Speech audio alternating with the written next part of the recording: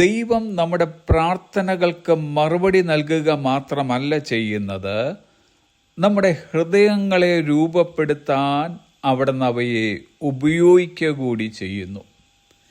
നാം പ്രാർത്ഥിക്കുന്ന ഓരോ പ്രാർത്ഥനയും നമ്മെ കർത്താവുമായുള്ള ആഴത്തിലുള്ള ബന്ധത്തിലേക്ക് കൊണ്ടുവരുന്നു. ചിലപ്പോൾ അവിടുന്ന് വേഗത്തിൽ ഉത്തരം നൽകുന്നു, അങ്ങനെ നമ്മൾ സന്തോഷിക്കുന്നു. ചിലപ്പോൾ അവിടുന്ന് നമ്മോട് കാത്തിരിക്കാൻ ആവശ്യപ്പെടുന്നു, അങ്ങനെ നമ്മുടെ സ്വഭാവം രൂപാന്തരപ്പെടുന്നു. മറ്റു ചിലപ്പോൾ അവിടുന്ന് സൗമ്യമായി ഒരു വാതിൽ നമ്മുടെ മുമ്പിൽ അടയ്ക്കുന്നു. കാരണം അവിടുത്തെ ജ്ഞാനം നമുക്ക് കഴിയാത്തത് കാണുന്നു. 1, പ്രാർത്ഥനയ്ക്ക് ഉത്തരം ലഭിക്കുന്നു. 2, പ്രാർത്ഥനയ്ക്ക് കാലതാമസം നേരിടുന്നു. 3, പ്രാർത്ഥനയ്ക്ക് മറുപടി ലഭിക്കുന്നില്ല. ഈ 3 സാഹചര്യങ്ങളിലും ദൈവം നമ്മുടെ നന്മയ്ക്കായി സജീവമായി പ്രവർത്തിക്കുന്നു. നമ്മുടെ പ്രാർത്ഥനയുടെ ഓരോ ഘട്ടത്തിലും കർത്താവിൽ നാം ആശ്രയിക്കുന്നത് നമ്മെ ആഴമേറിയ വിശ്വാസത്തിലേക്കും കൂടുതൽ ക്ഷമയിലേക്കും കൂടുതൽ സമർപ്പണത്തിലേക്കും നമ്മുടെ ഹൃദയത്തെ നയിക്കുവാൻ സഹായിക്കുന്നു.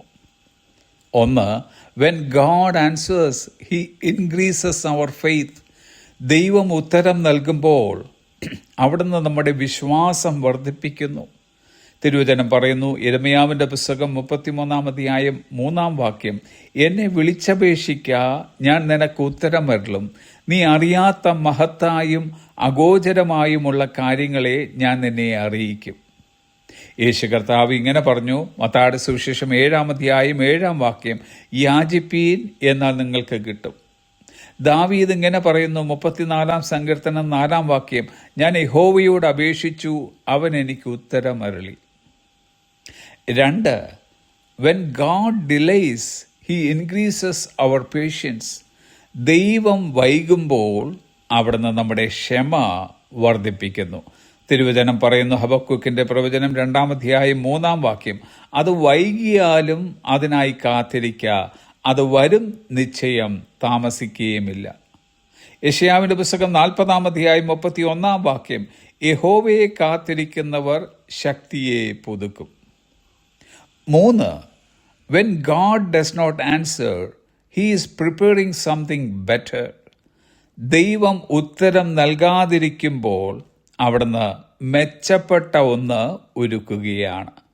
തിരുവചനം പറയുന്നു, യെശയ്യാവിൻ്റെ പുസ്തകം 55-ാം അധ്യായം 8-ാം വാക്യം, എൻ്റെ വിചാരങ്ങൾ നിങ്ങളുടെ വിചാരങ്ങളല്ല, നിങ്ങളുടെ വഴികൾ എൻ്റെ വഴികളുമല്ല എന്ന് യഹോവ അരുളി ചെയ്യുന്നു. റോമർക്കെഴുതിയ ലേഖനം 8-ാം അധ്യായം 28-ാമത്തെ വാക്യം, എന്നാൽ ദൈവത്തെ സ്നേഹിക്കുന്നവർക്ക് നിർണയപ്രകാരം വിളിക്കപ്പെട്ടവർക്ക് തന്നെ സകലവും നന്മയ്ക്കായി കൂടി വ്യാപരിക്കുന്നു.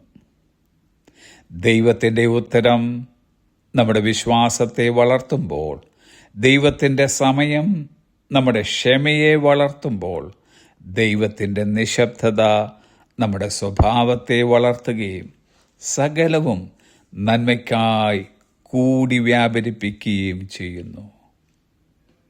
Have A blessed day.